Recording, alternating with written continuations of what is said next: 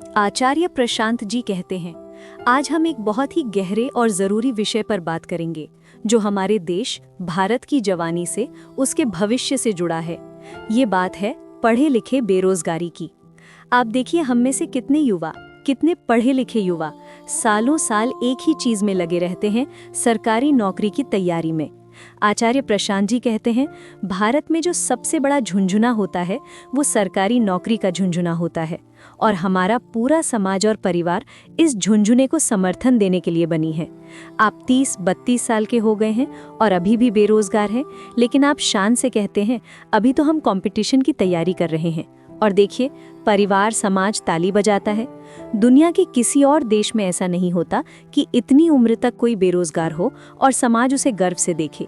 ये सरकारी नौकरी की तैयारी अक्सर एक आशा का झुंझुना बनकर रह जाती है। ये हमें हमारे असली काम से, मेहनत से दूर रखती है। ये झुंझुना हमें बताता है कि अभी नहीं, बाद में काम करेंगे, अभी तो तैयारी चल रही है।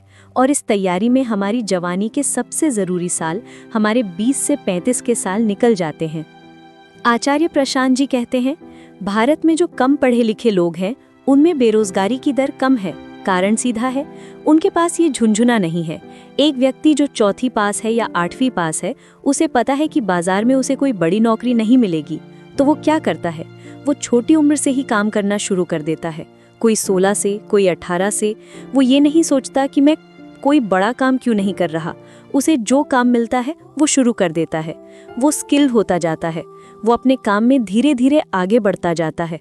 आचार्य प्रशांत जी बताते हैं कि दुनिया के बड़े देशों में एक हाईली एजुकेटेड या ग्रेजुएट और एक सेमी एजुकेटेड 8वीं पास की 35 साल की उम्र की आमदनी में बहुत बड़ा अंतर दिखाई देता है। यानी जो ज़्यादा पढ़ा है वो ज़्यादा कमाता है। लेकिन भारत में ये फ़र्क दुनिया में सबसे कम है। इसका मतलब ये है कि जो कम पढ़ा लिखा है, चूंकि वो पहले से ही काम करना शुरू कर देता है, तो 35 की उम्र तक वो अपने काम में मजबूत हो जाता है, स्किल्ड हो जाता है और एक अच्छी जगह पर पहुंच जाता है। और ये सरकारी नौकरी की तैयारी करने वाला व्यक्ति 30-35 साल तक झुंझुना बजाते बजाते या तो उस कम पढ़े लिखे व्यक्ति के बराबर पर रह जाता है या उसे पीछे हो जाता है। यानी हमने अपनी जवानी के सबसे कीमती साल एक झूठी उम्मीद में गुजार दिए, एक झुंझुने के पीछे बर्बाद कर दिए।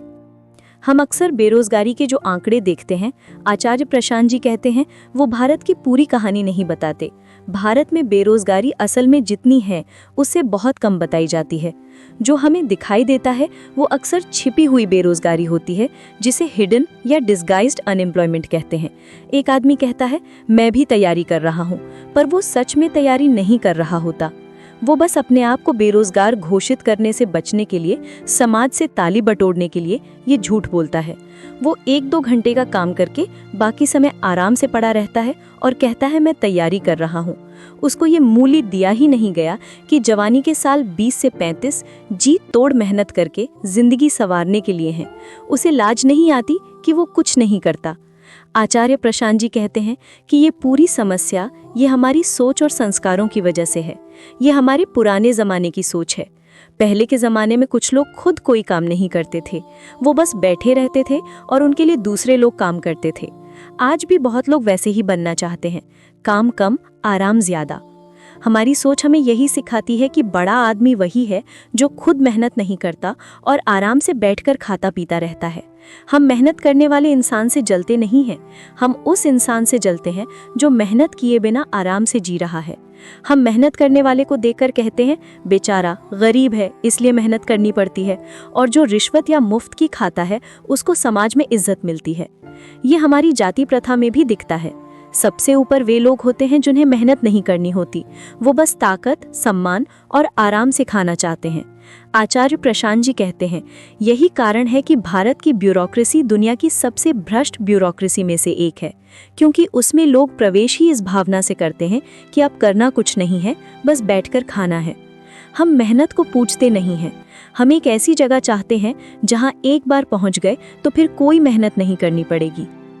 आचार्य प्रशांत जी पूछते हैं, आप एक जवान आदमी हो, 21 के हो, 25 के हो, बेरोजगारी का मतलब क्या है?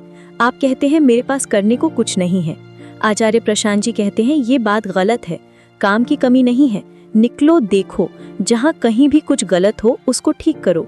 अगर तुम कोई अच्छा काम करोगे तो उससे किसी ना किसी को तो फायदा होगा ना।